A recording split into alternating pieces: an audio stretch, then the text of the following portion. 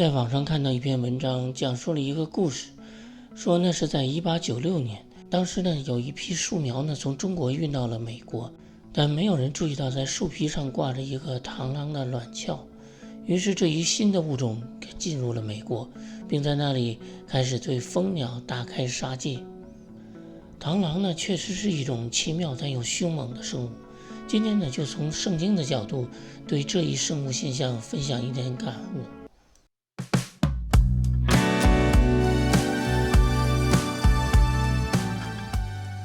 记得在中学的时候呢，对有关动物的科学知识呢都很有兴趣。动物的一些特点与科学的结合，那就是仿生学。比如飞机翅膀的设计就是参考了鸟类翅膀的结构与功能。在动物世界中呢，我对昆虫呢也特别有兴趣，比如蚱蜢、蜻蜓以及蝉，也包括螳螂。不久以前在一本杂志中看到一篇关于螳螂的文章，那里面收集了生活在中国的不同种类的螳螂。令人惊叹的呢，就是无论是色彩还是造型，它们都与环境几乎是融为一体。以前呢，也曾看过不少介绍动物特点的视频，然而在那些媒体中呢，这些特点大多被解释为进化的杰作，好像这些精湛的设计应该归功于这些动物自身，仿佛是它们呢通过漫长的岁月的学习和努力实现的。这就是使我思考的问题，也就是这些动物的其结构功能再完美再精湛，人们只是感叹大自然的创造，而从来没有人去惊叹那创造万物的上帝。虽然因为信仰上帝的缘故，我不会认同这样的观点，但我也理解人为什么会选择相信这是大自然的创造，而非上帝。圣经呢宣称宇宙间的万物都是上帝的创造，然而圣经呢所使用的语言却如同是大人给小孩子讲的童话故事。比如太阳，今天的人们知道它是一颗恒星，但在圣经中呢，它不过是描绘为一个大光。最关键的是人们所期盼的，那就是从科学的角度，上帝是如何创造宇宙的。圣经并没有就这一点给出任何的线索。就人类自己对宇宙的观察，好像宇宙间因为一个极为偶然的机会，星球突然形成了，而太阳呢又正好是一颗大小合适的恒星，而作为地球的星球呢，它上面又正好有水的存在。既然宇宙可以这样偶然的形成，地球上的生物更可以说是巧合中的巧合。今天世界上很少再有人讨论世界起源这个话题，因为知道没有答案。来自圣经的论述呢，不能使人信服的原因就是人无法找到那个线索，同时呢，人更是无法看到上帝自己。所以进化论的出现呢，就很像是圣经中的那个故事。当时摩西上了山，40天没有下来，人们以为他已经死了，因为看不到他下山，也看不到那位带领他们来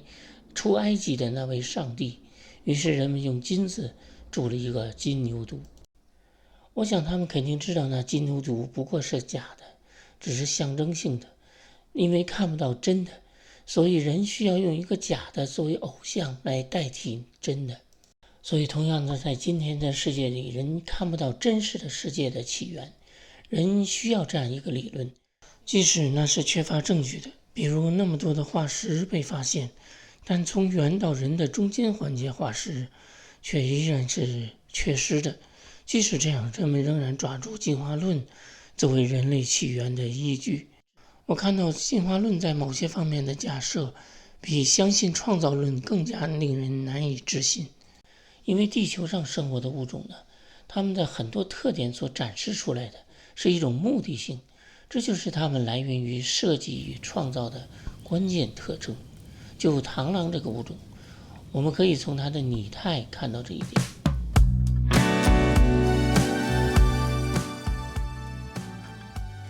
生物的模仿环境的现象被称为拟态。生物利用自己特有的外观，要么呢是隐藏自己，要么是恐吓捕食者，主要是为了防御性。这种防御性的呢，是防备自己被捕食者吃掉，还有进攻性的伪装，就是防备猎物发现自己而跑掉。而螳螂呢，具备这两种拟态。而值得一提的呢，这是这种被称为兰花螳螂的，不是说它身上有几处像花的特点，而是说它所有的地方都像花，甚至它的眼睛的形状、颜色也都像花。自然进化是一种没有智能介入的，那是不会完美的，所以这种周全的考虑、完美的布局，更体现出是被智能设计的。其结果呢，也只有像人这样有智商的、有审美感的，才能理解与欣赏。科学家呢也发现，这种螳螂呢不仅仅是外观与颜色，与花相似，它还能释放出一种蜜蜂使用的信息素，能使得蜜蜂这类昆虫被它吸引，而最终丧生。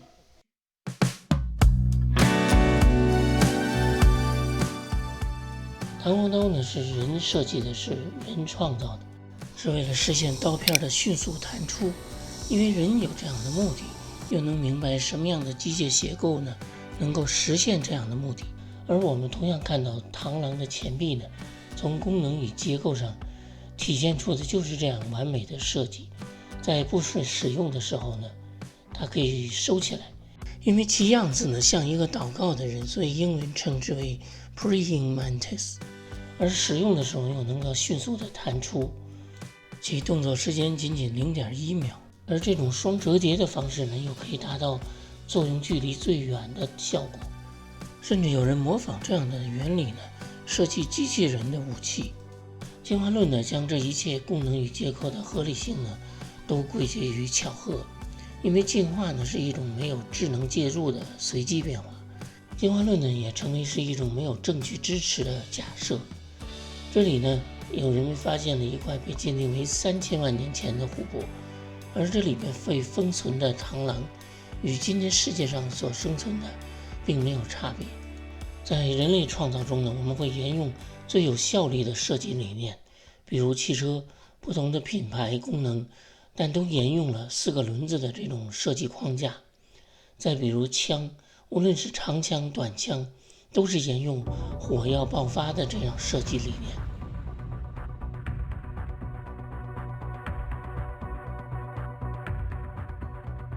在螳螂的世界中，螳螂使用了这种可折叠的弹簧刀式的结构。同样的设计理念呢，也出现在海中的螳螂虾，以及在淡水中的蜻蜓的幼虫。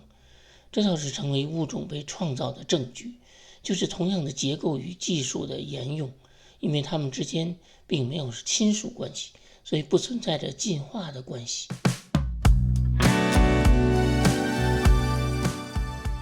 现代的科技呢，很多的技术发明呢，实际上是受材料技术的限制。比如很多年前，充电电池都是用铅酸的，后来出现了镍镉电池，体积仍然很大。今天随着人们在电池技术上的革命，人们才得以制造出超薄的手机以及低重量的无人机。这种新型电池呢，具有体积小、重量轻、大容量、寿命长的特点，而且最重要的还有一个就是它大电流放电的能力，才使得今天的电动车实现了商业化。在螳螂的世界呢，就是海中有一种特别的螳螂虾，它使用了完全不同的武器，是一对击锤来攻击猎物。它不是靠肌肉的力量，而是靠特别的材料。这是一种马鞍形的结构，外层呢是由无机物含量很高的材料，具有相当的刚性，而内层呢具有有机物含量很高，又具有极好的韧性。当这两种材料复合在一起，再配合其特殊的结构，就可以储存极大的能量，而巧妙地避免由于应力集中而断裂的问题。从这个角度呢，螳螂虾的存在为进化论的假设设置了一道难以逾越的障碍。因为无论是结构还是材料，必须同时出现，整个系统才会有功能。而这一结构呢，又并没有出现在其他的生物身上，所以这并不是从其他生物演变而来的。化石呢，发现了被鉴定为9000万年前的螳螂虾，它与今天的存在的并没有什么差别。也就是说，这一物种从一开始就存在了，而到今天并没有变化。从研究者的报告中看到，螳螂虾的这种方式被称为是动物王国有史以来最快的复制运动。它的攻击速度呢可以达到20米每秒，其加速度呢达到了100公里每秒平方，相当于子弹的加速度。这个视频显示一位钓鱼的随意的将钓到的螳螂虾扔在船里，不料他却攻击了那个人。遭遇攻击呢是令人恐惧的，但所启示给我们的就是人应当敬畏这一切创造的背后那看不见的上帝。因为有经文说，自从造天地以来，神的永能和神性是明明可知的，虽是眼不能见，但借着所造之物就可以晓得，叫人无可推诿。